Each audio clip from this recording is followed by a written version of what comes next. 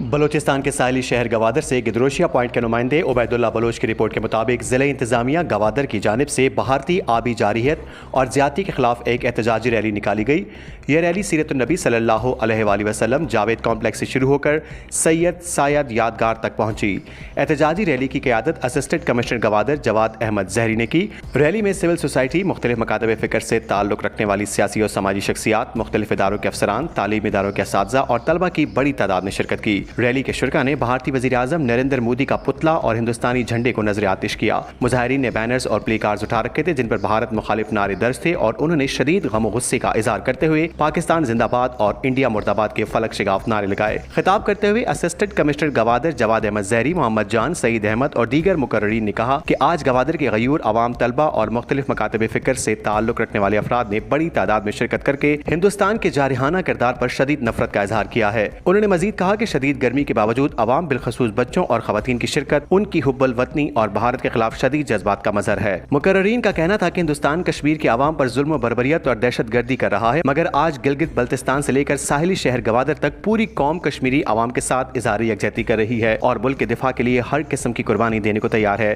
آخر میں مودی سرکار کے پتلے اور ہندوستانی جھنڈے کو نظر آتش کیا گیا اور پاکستان زندہ باد، انڈیا مرد آباد کے فلک شگاف نعرے لگائے گئے۔ یہ صرف اور صرف ایک جذبے کے ساتھ آئی ہے کہ یہ گوادر کی عوام اس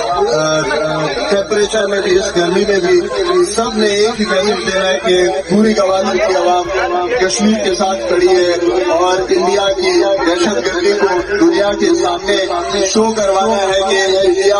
اپنی ایک بربریت پہ اتر آیا ہے۔ آبی دہشت گردی سے لے کر انسانی حقوق کی پامالی تک انڈیا نے کوئی کسر نہیں چھوڑی کہ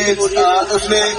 ہر طریقے سے جو ہے وہ کشمیر میں مظالم ڈھائے، لیکن کشمیر نے اس کا مقابلہ کیا بہادری سے۔ اسی طرح پاکستان کی عوام گلگت بلتستان سے لے کر گوادر کی ساحل تک ہمیشہ سے اپنے کشمیری بھائی بہنوں کے ساتھ کھڑے ہیں۔ آج بھی آپ سب دیکھ رہے ہیں کہ یہ جنگ رفیق، اسپیشلی خواتین اس گرمی میں، بچے اس گرمی میں، بوڑھے بزرگ اس گرمی میں نکلے ہیں دنیا کو یہ پیغام دینے کے لیے کہ انڈیا کی جتنی بھی دہشت گردی ہو، جتنی بھی بربریت ہو، پاکستان نے اس کا مقابلہ کرنا ہے، ہمیشہ سے کیا ہے، آئندہ بھی کریں گے اور الٹیمیٹلی جیت پاکستان کی ہوگی، حق کی ہوگی، سچ کی ہوگی۔ دہشت گردی مرد آباد، انڈیا مرد آباد، کشمیر